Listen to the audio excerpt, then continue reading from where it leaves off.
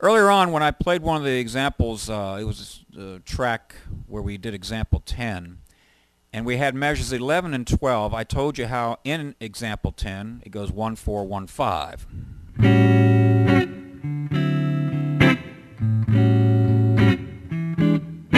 That kind of move. But I told you that the jam track had the 1 6 2 5 turnaround. And that comes from your basic 1 6 2 5. I mean, that's what it is. So examples 15 and 16 demonstrate how that 2 chord can be either dominant or minor. That's all that's going on these two examples, and I'll just show you some moves. If you have the A7, F sharp 7, B7, and E7. Now let's take it and delete the bass lines, and if you do that,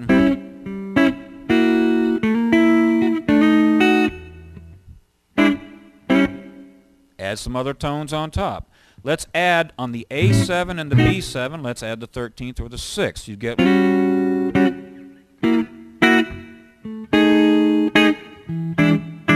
But that doesn't give you good melody up on top, good voice leading.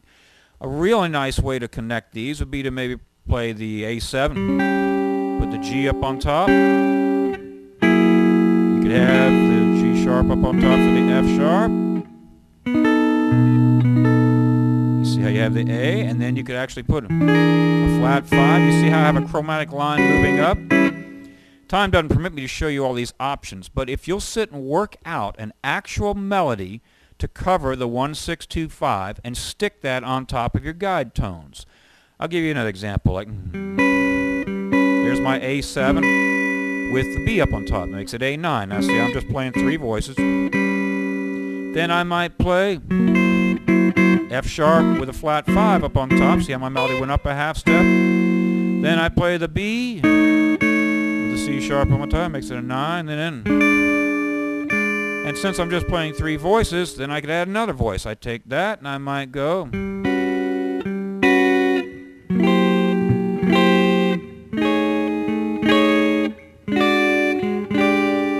Start moving other lines. Next thing you know, you're writing for a horn section. On the 2 chord, you know, I've talked about the dominant chords being altered or unaltered and your options. We need to explore what you have as options. Now on your charts you have written down for the various chords your possible extensions and substitutions. But what you have for the minors, for the most part, you know, you can read what's on the page, but minor add 9, but that's not usually fat enough. You want to stay at least to the minor 7. So then you have a minor 7, 11, minor 9. And those are all basic moves. You know, you have your chordal structures, but for the most part, I would just say stick with those. And when you punch in those 2 chords, you'll know what to do. Let's look at examples 17 and 18. You will notice that in measures 4 of both of those, or measure 4 of both of those, we have a couple of chords stuck in there, and these are to provide a ramp to the 4 chord in measure 5. And I know these numbers probably get a little crazy, but let's explore this. This is a very, very common move in jazz, and all you're doing is just establishing a 2-5 for your target chord.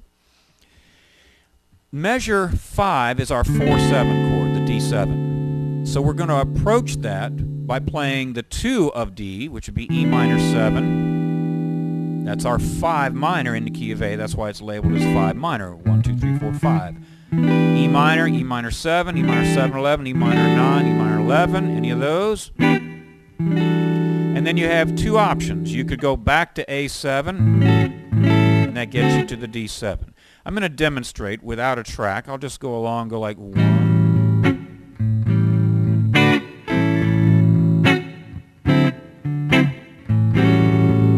Here's measure 4. 5 minor, 1 dominant. See how it's just a really nice smooth ramp to get you to that 4 chord. Then in example 18 you notice how the only difference is instead of a 1-7 you have a flat 5-7 for beats 3 and 4 of measure 4. That's called a flat 5 substitution.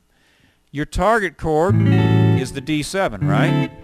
You're playing the A7 right before it, that's the 5 of D. The flat 5 of A would be E flat or D sharp.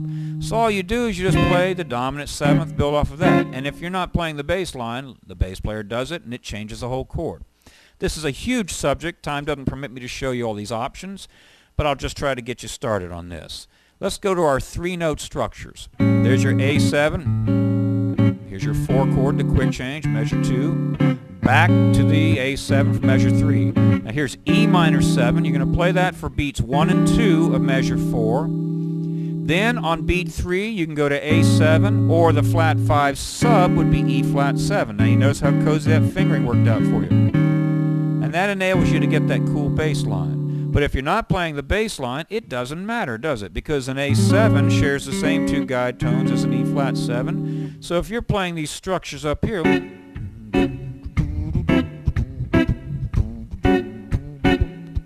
E minor 7,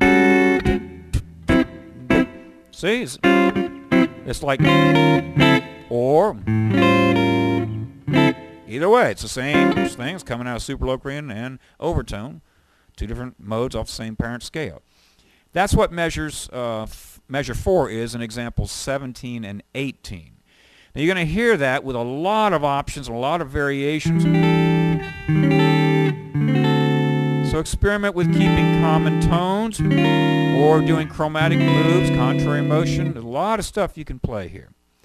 All right, we're going to keep moving, and we're going to get into more of these flat 5 subs, and we're also going to bring in some of those great moves from Live at the Fillmore.